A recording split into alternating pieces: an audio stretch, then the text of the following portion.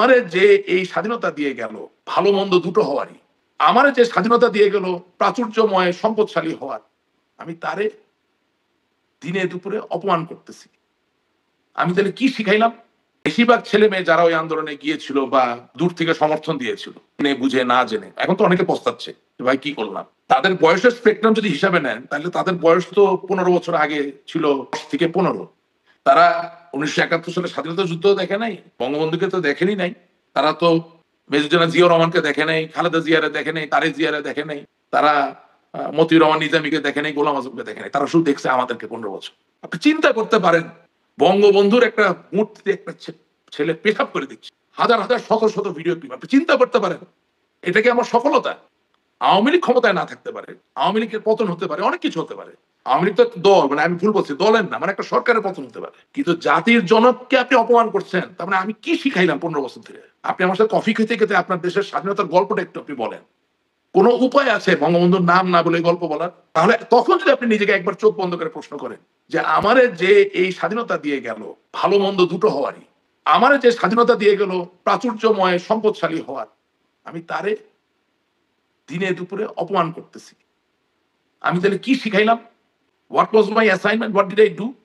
How am I successful? আমি খুব মনের আবেগের কষ্টের জায়গা থেকে বলছি, বুঝছেন? অনেক কিছু মনে হয় যে খুব দামি দামি শার্ট প্যান্ট পরে আছি। মানুষের মনের কথা আমরা শুনি, জানি। এটা তো শিখাতে পারি নাই ভাই। আপনি ওই যে বললাম যে আপনি ভালোবাসার রাজনীতি ছাড়া তো আপনি কোন কিছু ঠিকমতো শুনেন, মানে ড্রিল মেশিন ব্যবহার করে কেন? ভালোমতো একটা জায়গায় তো প্রস্তুত করে একটা জিনিসকে ওখানে লাগাবেন, তাই না? এটা তো একটা কাজকে খুব মন দিয়ে করতে হবে। আপনার একটা শিক্ষামন্ত্রী ছিল, এটা বলতে তো অসুবিধা নেই। উনার খুব সমস্যা, মানে আমার নানা তো সিলেটের মন্ত্রী ছিলেন। আমার বাবাও আমেরিকার মন্ত্রী ছিলেন, ৫ বার এমপি ছিলেন। তো নুরুল ইসলাম নাহিদ সাহেব খুব খাতির করতেন আমার আব্বারে। দেখলাম সিলেটের জামাই খুব খুব আদর করতেন। ভালো এমনি ভদ্র মানুষ। আপনি তার দায়িত্ব দিয়েছেন বাংলাদেশের, সে বাংলাদেশের শিক্ষামন্ত্রী। তার একটু জিজ্ঞেস করেন তো বাংলাদেশের মানে শিক্ষায় বিপ্লব ঘটানোর কি করছে সে? আপনার আমি বললাম না যে গ্রেনেড দিয়ে তো যুদ্ধ করে জিততে পারবেন না। কমিটমেন্ট না থাকে, যদি মানুষকে এম্পাওয়ার না করা যায়, আপনি তারা যতই অস্ত্র দেন আপনি কিন্তু জিতবেন না।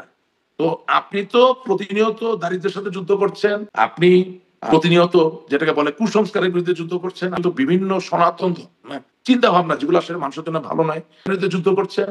শুধু তাই না, ১৯৭১ সালে যাদেরকে আপনি হারিয়ে পরাজিত করে জয়ী দেশ, জয়ী বাংলাদেশ হিসেবে আবির্ভূত হয়েছেন, লুকিয়ে থাকা শত্রুগুলোর বিরুদ্ধেও যুদ্ধ করছেন। সেই যুদ্ধের সবচেয়ে বড় হাতিয়ারটা ছিল শিক্ষা। আপনি যদি ১০ বছর বয়সের একটা বাচ্চাকে সত্যি ভালোবাসার জায়গা তৈরি করে দিতে পারেন, যে বঙ্গবন্ধুর নেতৃত্বে দেশটা স্বাধীন হয়েছে, জাতীয় চার নেতা ছিলেন, আরো অনেক সাহসী মানুষেরা ছিলেন, লক্ষ মানুষের আত্মত্যাগ, লক্ষ মা বোনের স্বপ্ন,